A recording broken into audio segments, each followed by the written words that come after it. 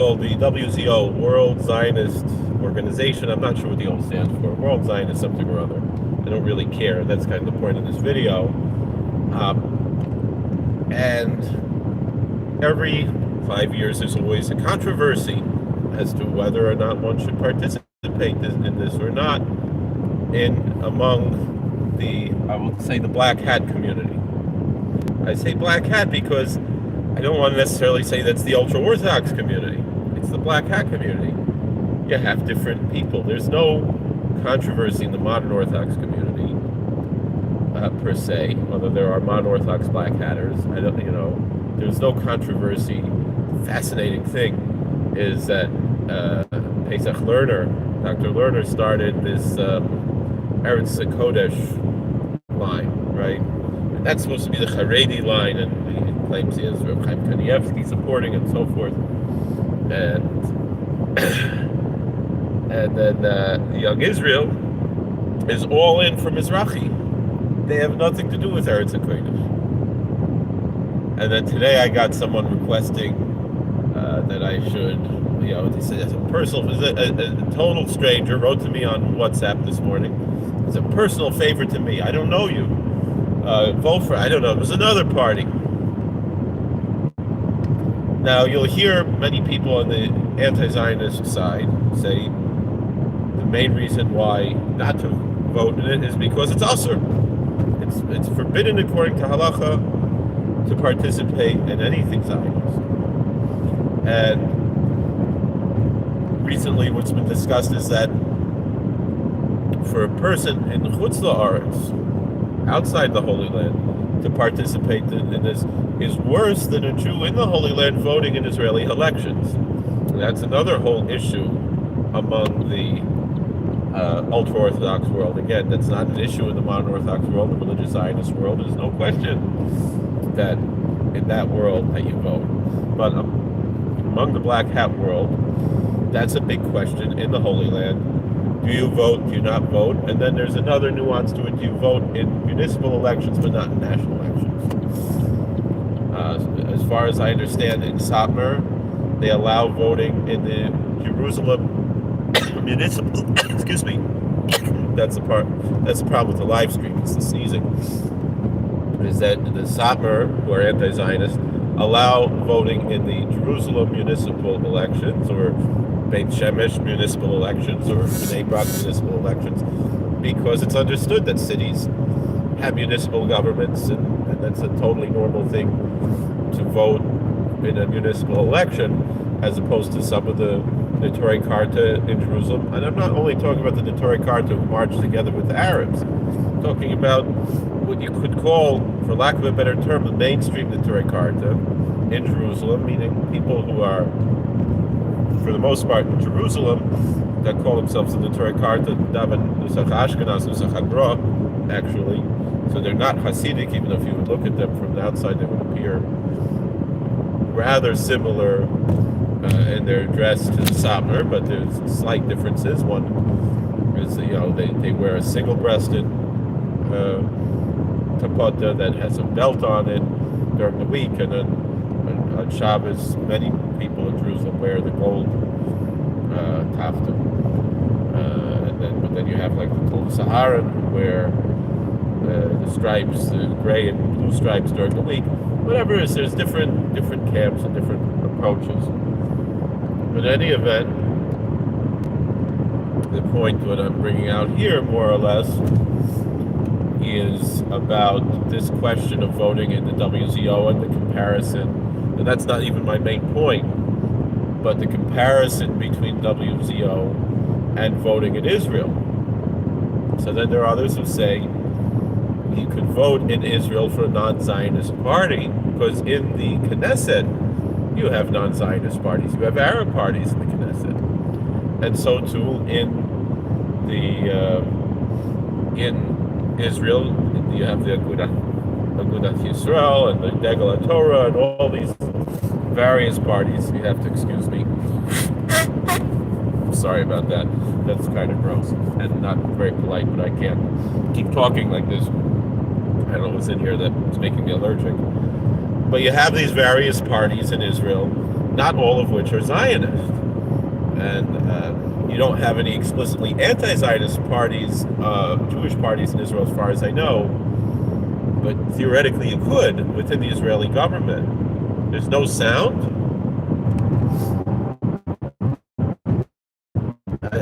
Can you that there's no sound? Someone else, no. Rube says no sound. If there's no sound, I'll have a little drink. But is there really no sound?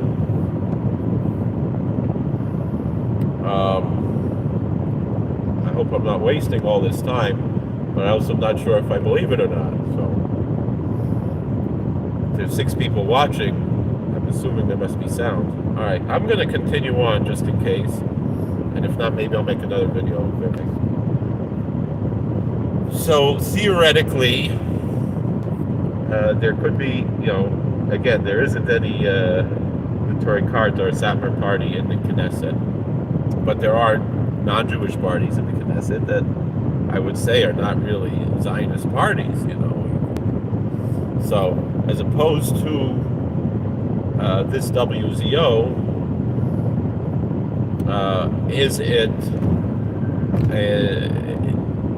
it is agreeing with Zionism, So again, Rabbi Shapiro, who's very popular. Again, please let me know if there's sound. Somebody let me know if you can hear me, because it's kind of off-putting that someone just wrote no sound and that there's no response. Maybe if I and then put it back on. Now is there sound? Can you hear me now? Hello? All right. So anyway, I'm gonna just continue assuming that you can hear me. So in Israel, you have these different parties. And again, voting in Israeli elections, more or less, there are many non-Zionist parties in Israel. But to say that voting but part of that is you live in that country. Adam, can you hear me? Let me know, because this guy above, Ruben, said there's no sound.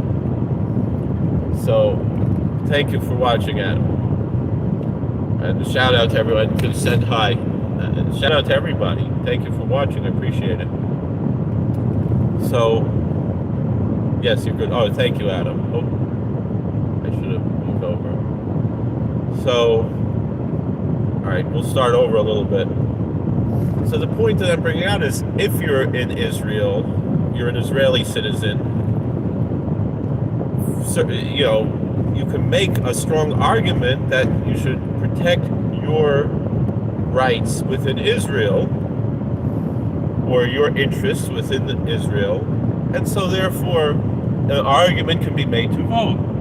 Obviously, many people disagree with that. I probably, if I lived in Israel, I would not be voting, but I would never really seek to become an Israeli citizen.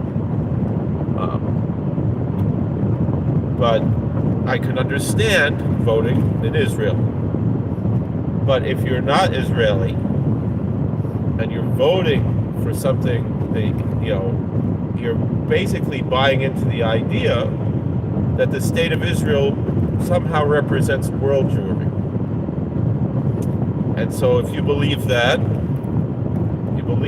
all right. If that's your ideology, that's your ideology. But if you don't believe that, it doesn't really make sense to go and vote in the WZO elections. But there's that aspect of it, right? And so Rabbi Shapiro, again, for example, thank you for watching. Justin, Ariel, Rabbi Ariel.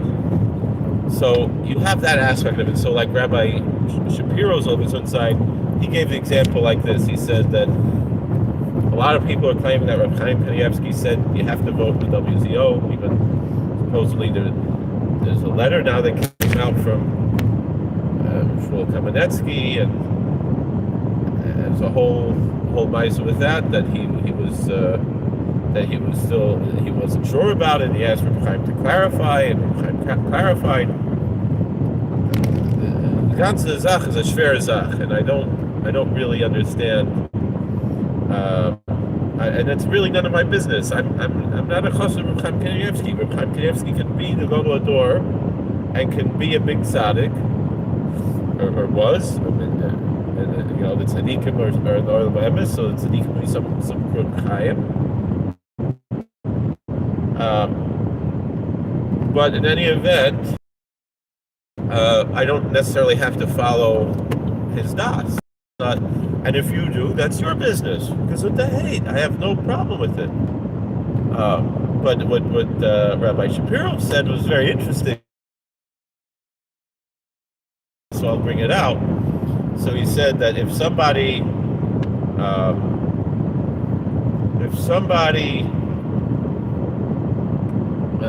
said that Reb Chaim Kanievsky said that bracha on a granola bar is hadama. I have here a granola bar. It says on the package that the bracha is hadama of these granola bars. I got these by Reb Shaila's brother yesterday.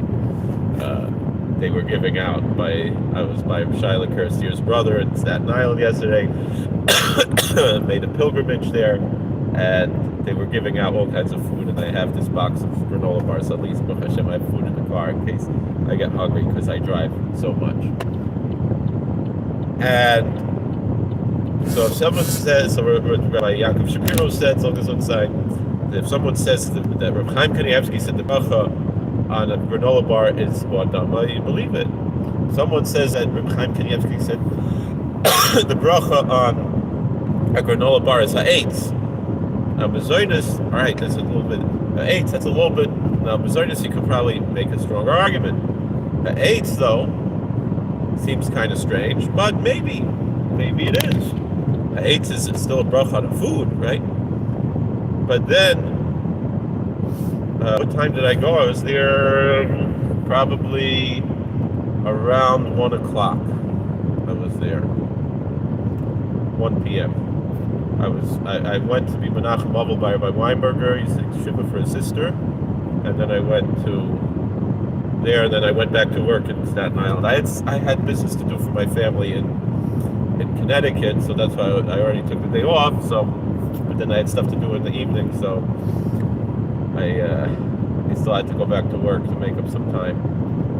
So I was in like 4 different states yesterday. I live in New York, went to Connecticut, then went back to New York, and then now I'm heading down to Long Island, but I have to go back to Connecticut actually now. Anyway, Mamanav Shach, that's not the point. Thank you for asking though.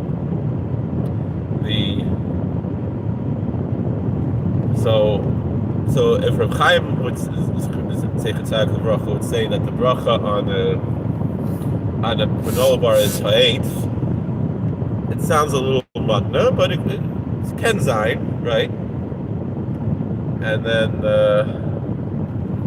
the last, but he said, Rabbi Shapiro's on the side said, but if someone tells you, Reb Chaim Kanievsky said that the bracha on a granola bar is tefillas haderech, the prayer when you're traveling. I don't know what kind of crowd, and anyway, I translate everything because you don't know who's watching. That's ridiculous. And if someone said, well, I have this letter from Reb Chaim and I have a video of him saying it, this, that, it's Kiddush Zayin. Right? Oh, you listen to it. I like the mashal. I told over to Rabbi Fishbane, he had enough from it. And I loved what he said about from the Recheskel. And Bechlal, there's such strong hashkafas in that shir. It's very kedai for those who didn't hear it. But the point is,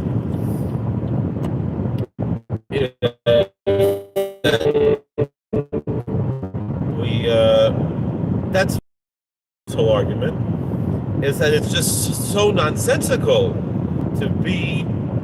I should mention Adam. My El Tabab and Zayda are buried in that same chelka of Shiloh's brother. So I was by them also, my Zayda's parents, in that same Hungarian chelka. I'm named Yitzchak after my El Zayda, Ignatz Yitzchak Schwartz. So anyway,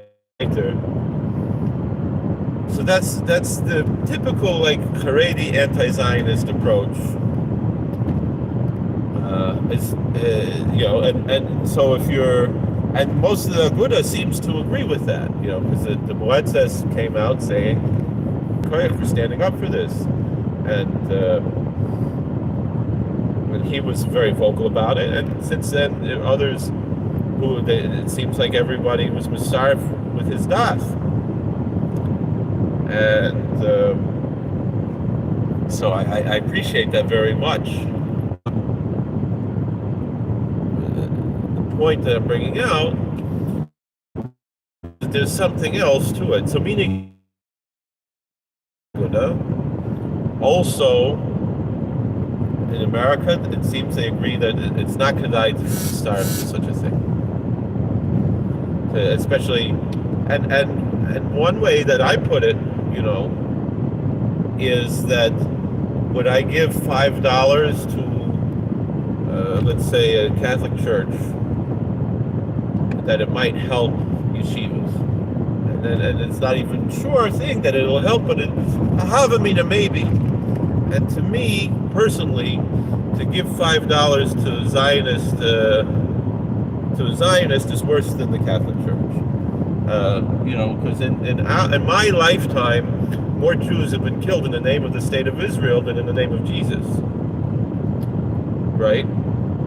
Since 1948, more Jews have been killed in the name of the state of Israel than in the name of Jesus. And that's and if it wasn't for Zionism, all the holy martyrs who were killed on October 7th would still be alive. I remember Hirsch Goldberg as a little boy in Richmond, Virginia, in the Torah Academy, singing in the Hanukkah choir at the Hanukkah concert at the day school in Richmond.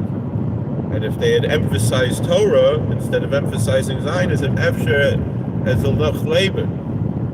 And I know people upset me, it's kfirah, this and that, but all the Zionists say it the other way.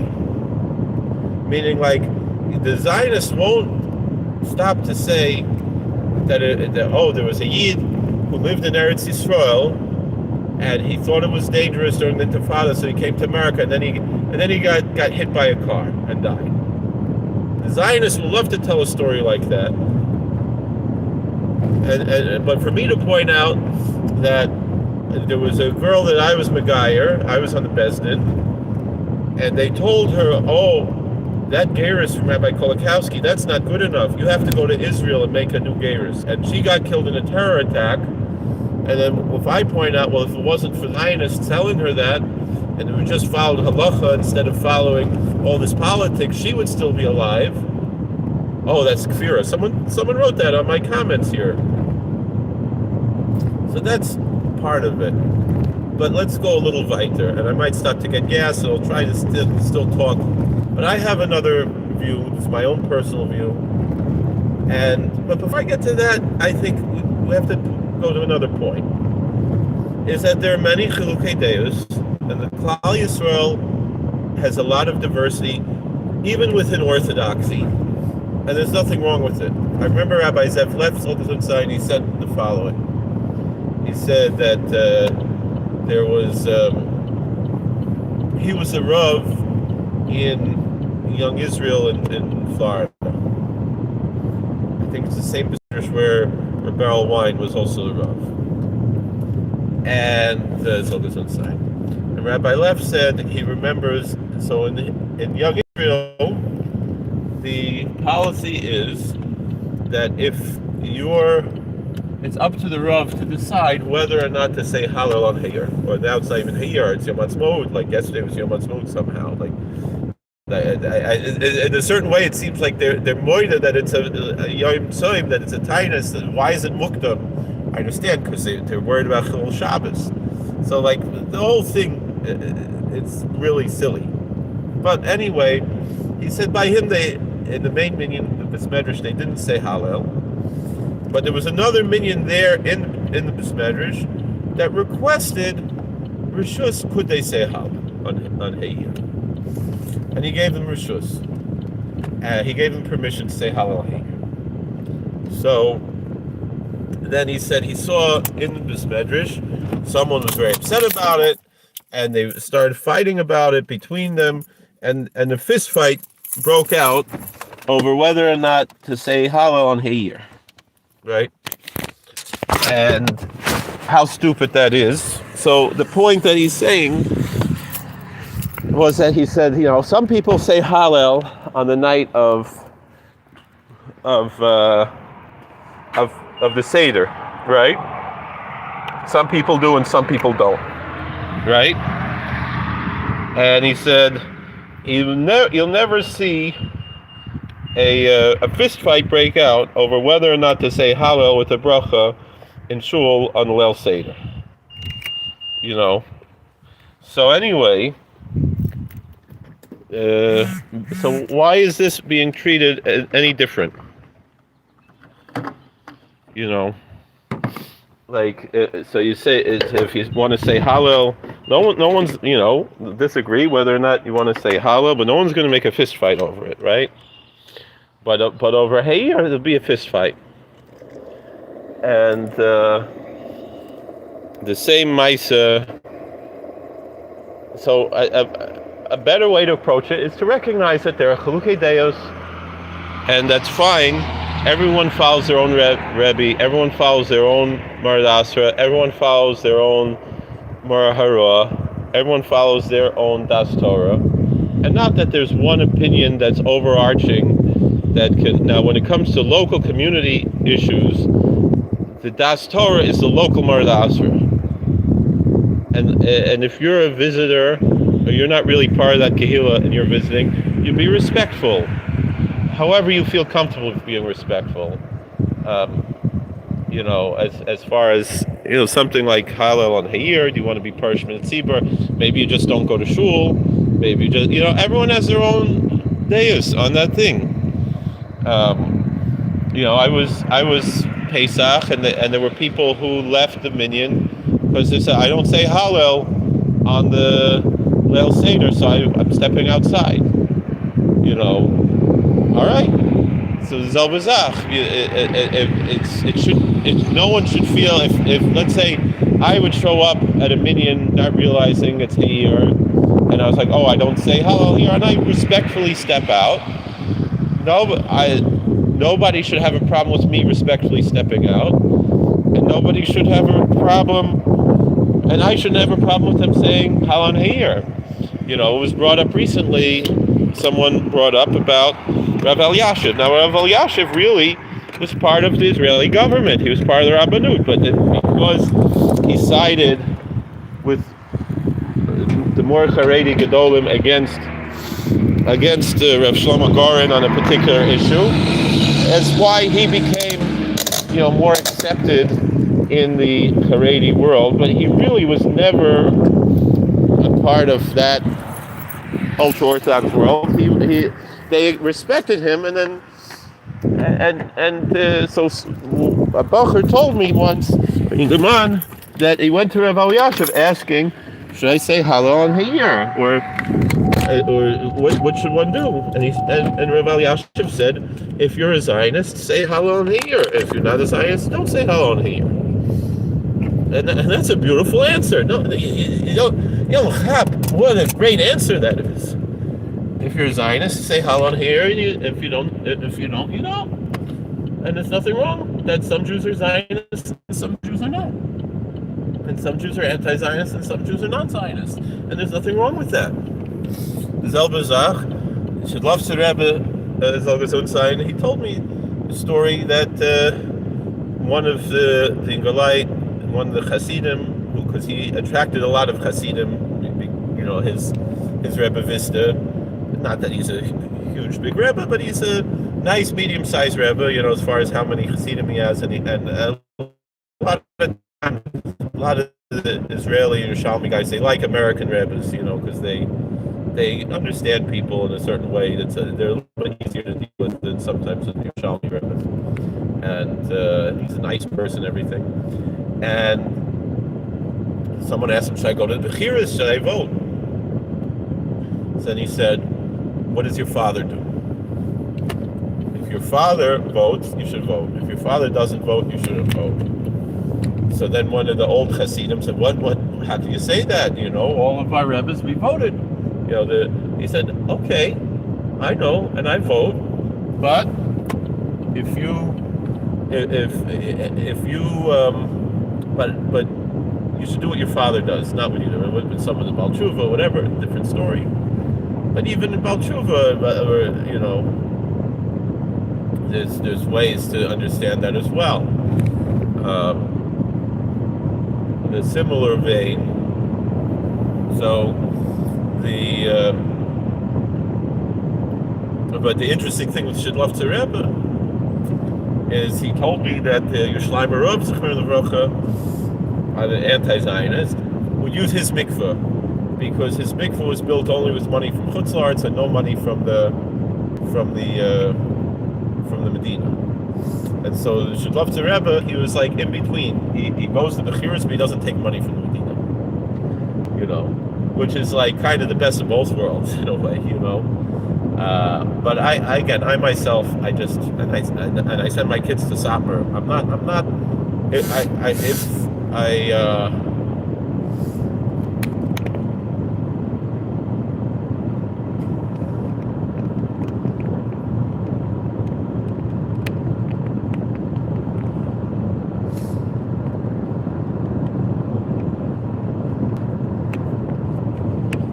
So the point that I'm bringing out here is that we should be able to be more accepting of different views. It's a sign of insecurity that people are insisting it's my way or the highway.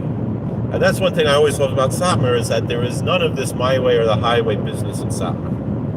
And so now I'll talk for myself. I'm not representing anybody else.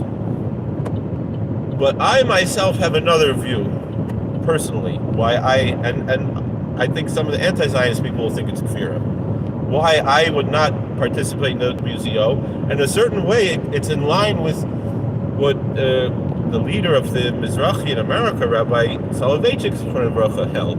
Rabbi Soloveitchik always said it's none of, when people would ask him about Israeli politics, he would say, I'm an American, it's none of my business what they do there in Israel. I can't tell them what to do, right? And again, this is, for me though, it's more along the lines of the anti-Zionist view of saying, the state of Israel doesn't speak for me. It's one of the things Rabbi Shapiro always brings up. It's like the chutzpah of them saying that they represent, Netanyahu, that he goes and says, I represent all Jews, even those who disagree with me.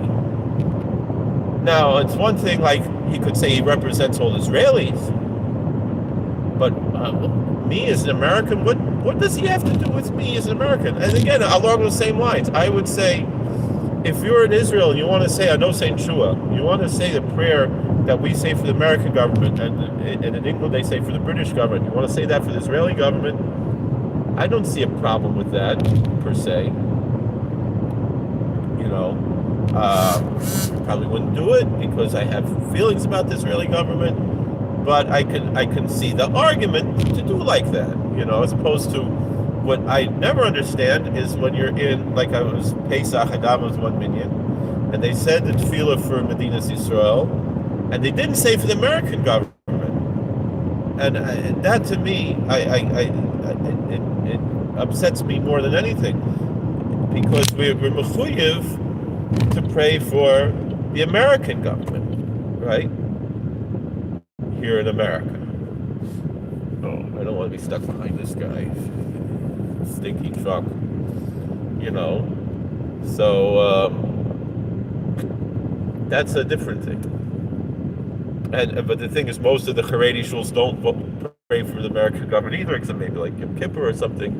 I remember once a war started, something or other, I don't remember what it was, but I was in the Kalavar Rebbe's Besmedrish, and they said the nice Shua for the American government, but like when they started the Afghanistan war or whatever.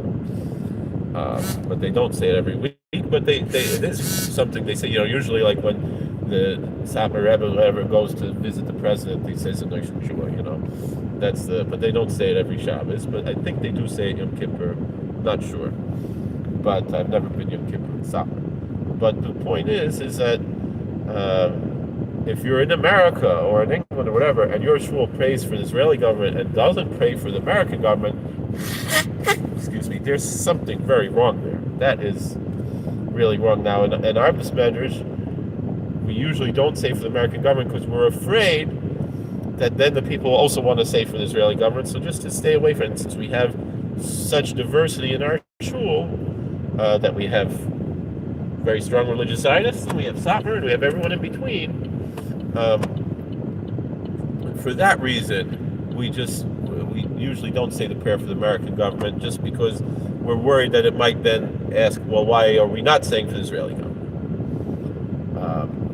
And most of the Hamish shuls just don't say any of them, which I think is wrong. I think you should pray for the American government. I heard that by WZO Zionist, he was in a shul where they didn't say for whatever country he was in, and I think he was visiting France or whatever, and particularly this Medrash he was davening didn't say for the government of the country that he was at, and he said it himself in those shul, and that's what I generally do. Is that if I'm in a Medrash where they don't say a nice shul, I quietly say it to myself, like Rebbe said. But I'm a very patriotic American. With that being said, that leads to my ultimate issue that I want to bring out, is my view in general. Now, on one hand, I agree with Rav Soloveitchik. None of my business is American what goes on in Israel. But if you would ask me my opinion, I would say it doesn't matter, because I'm an American, I'm not Israeli.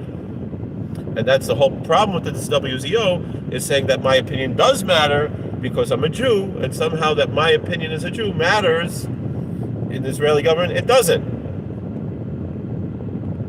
But if you would ask me, right, so the whole argument that Dr. Lerner always says about Eretz HaKodesh is, if we don't vote for Eretz HaKodesh, this money is going to go to the Reform and the Conservative.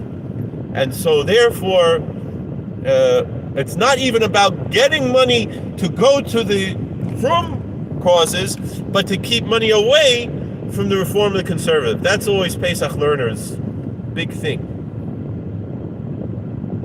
And then there was this weird story, which I don't even know if it's true, that apparently the conservative movement is paying for Pashkevillan in Eretz Yisrael, where you can't even vote in WZO if you're Israeli. To say you shouldn't vote for this, like, it doesn't even make sense. Like, I guess it's those Pashkevillan are like directed for Americans who don't vote in Israeli in the Knesset election. I don't know what that's about. Like, who happen to be visiting Eretz Yisrael or whatever. It's a good question. Where's the money even coming from? I guess that's what the $5 is. I don't know. All these $5 entrance fees to vote. I don't know. I guess there's other money too. I mean, it's WZO dates back to earlier before the Medina, you know. So I don't exactly know. But anyway, this whole argument that Lerner is making, oh, we got to keep money away from the Reform and the Conservative.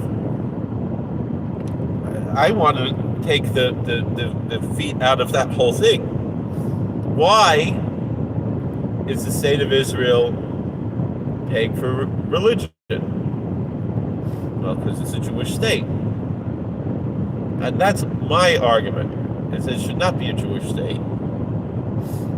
It should be, if I would feel comfortable voting in Israel if it wasn't a Jewish state. Meaning, if it didn't have this title of a Jewish state, I would have no problem. I wouldn't even have a problem serving the IDF. The problem is that it calls itself a Jewish state.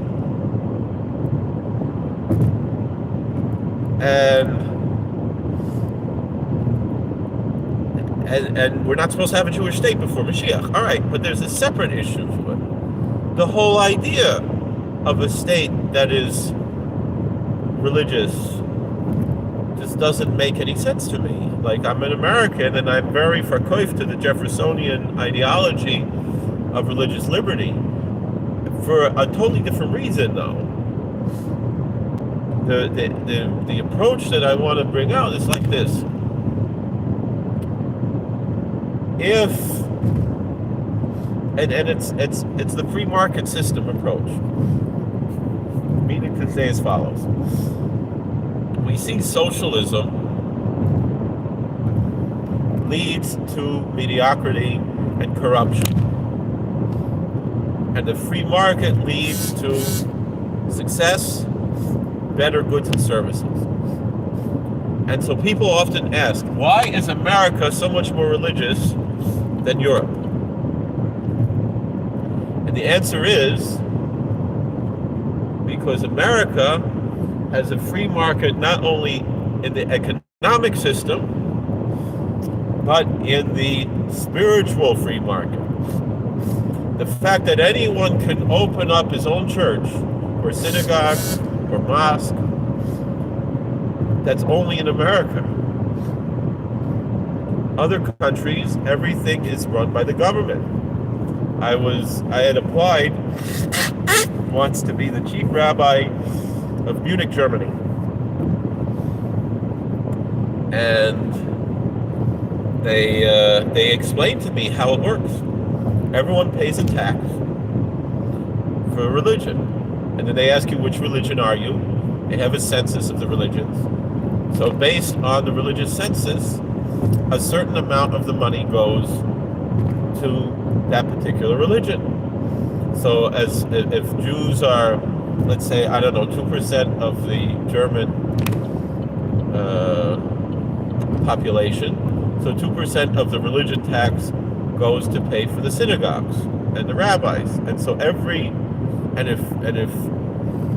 whatever is 60% are Lutheran in Germany, so 60% of the religion tax goes to the Lutheran church. And if 10% are Catholic, then that 10% goes to the Catholic church.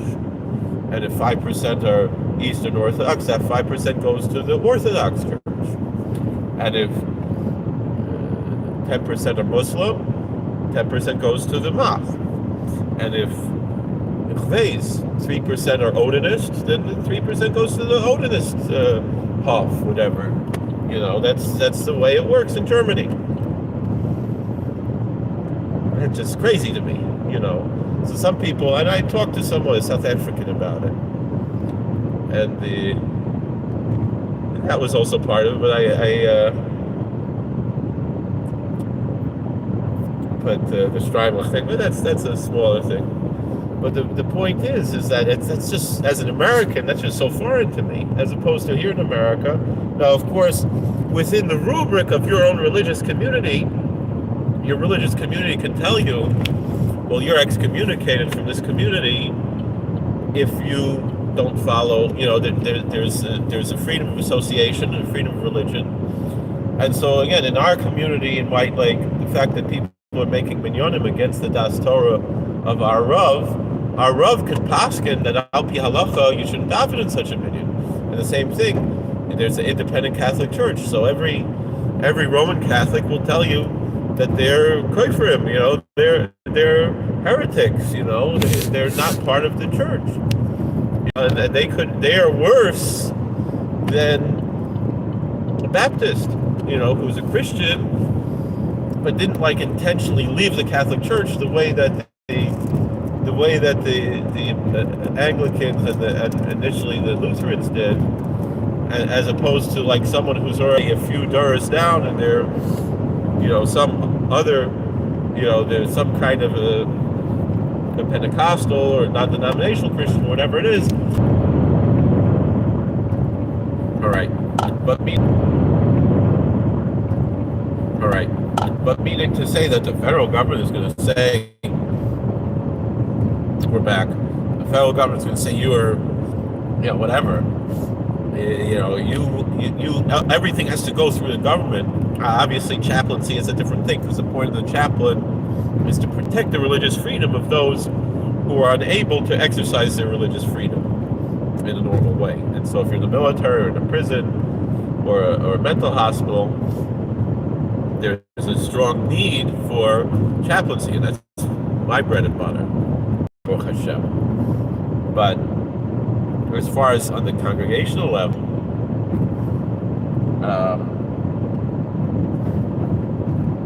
what are we doing here? So that's why my feeling is stop funding everything in Israel, religion-wise.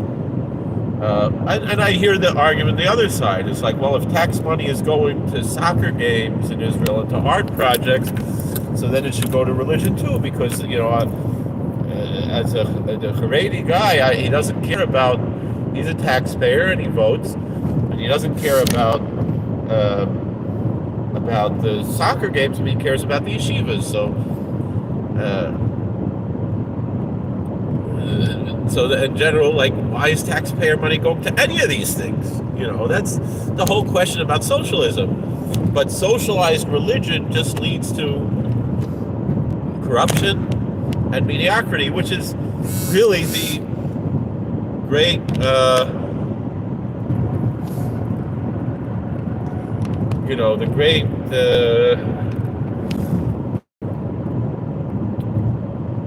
what do you call it?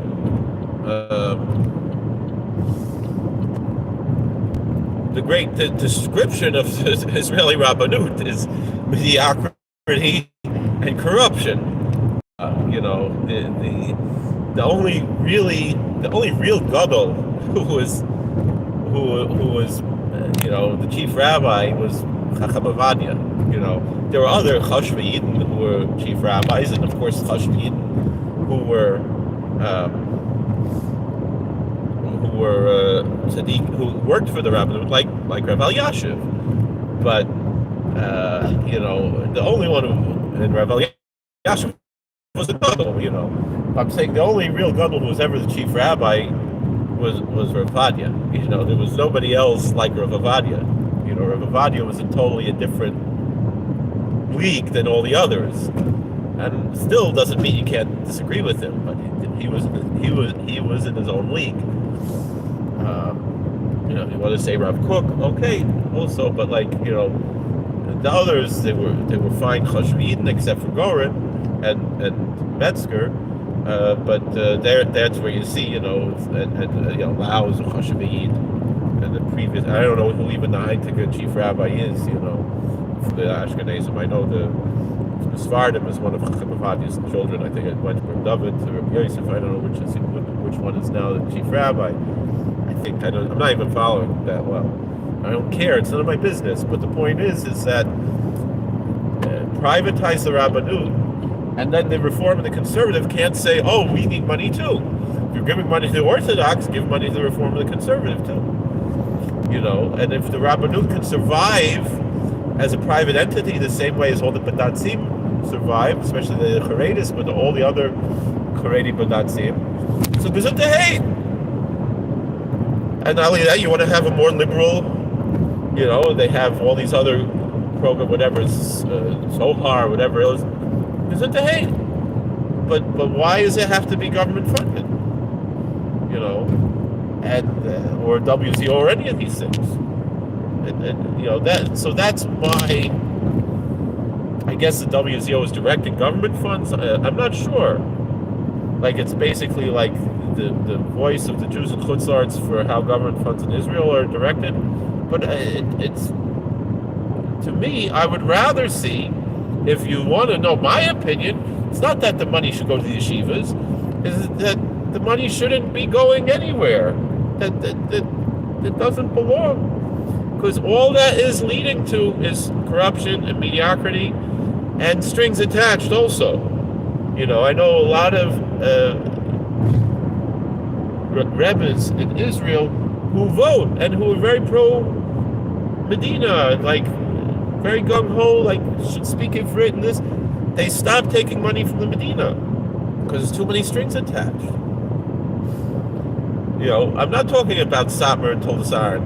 I'm talking about Pittsburgh, others, Pittsburgh, Hashkaf is basically bells.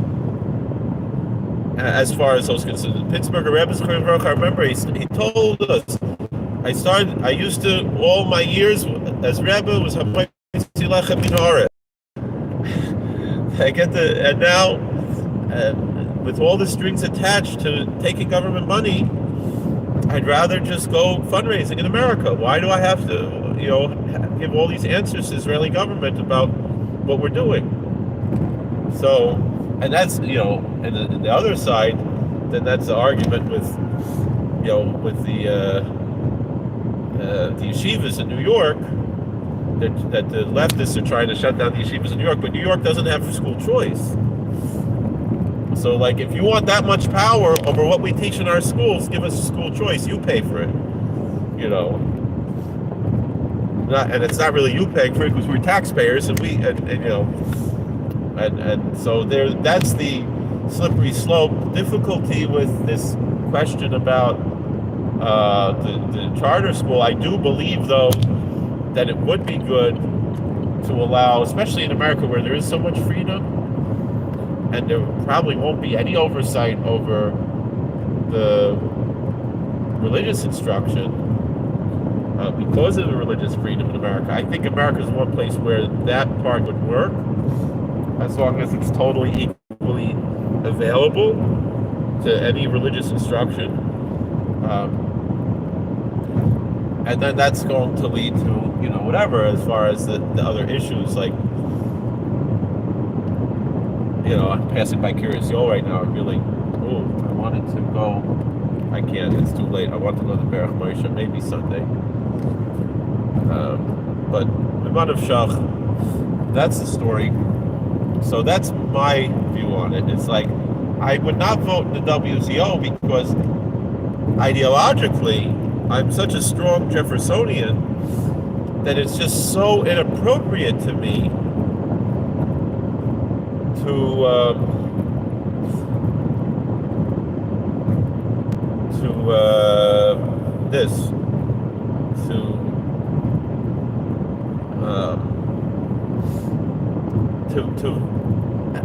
want this money to go to yeshivas and away from the reform. Like, I want, and not only that, but I want there to be more religious freedom in Israel. I want reform and conservative and all of them to be totally equal to Frum Yiddishkeit, because a big reason why so many people in Israel are not religious is because they resent the fact that the Israeli government shoves it down their throat. We do our religion perfectly fine here in America without the government doing our religion for us, and the people in Israel can do the same thing. There's no need for this type of strong hand government over the Israeli religious system. Now, I'm going to lose reception in about 2-3 minutes, really seriously, but that's really my view about it. Give more freedom in Israel. Let the reform, conservative, everybody be equal. But how is there going to be equality? By not having a rabbanut, by not having Misrat Datot.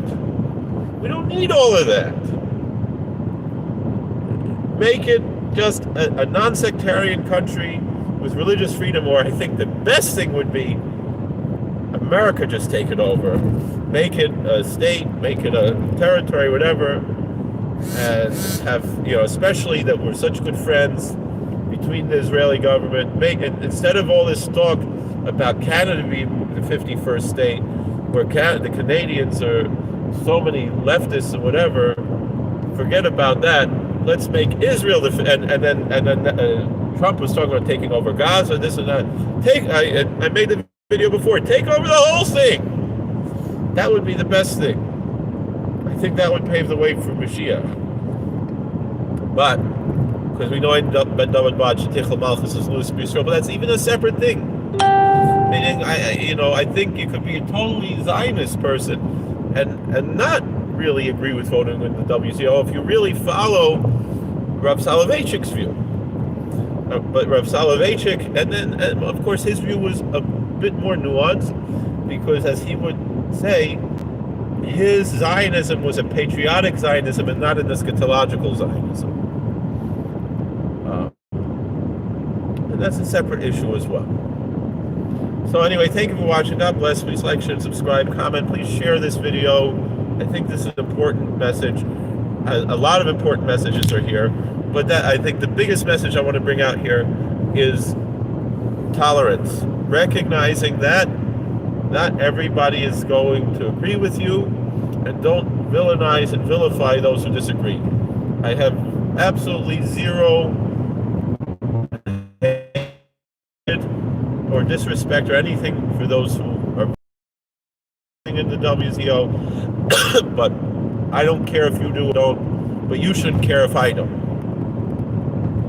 Just like I don't care if you or don't, you shouldn't care if I do or don't. You make your argument, I make my argument. I'm really not even expecting, with giving my argument, of convincing anybody else. I'm just making my voice heard. And like I said, I understand the whole anti-Zionist reason not to vote, and that's not even my reason. And that's fine.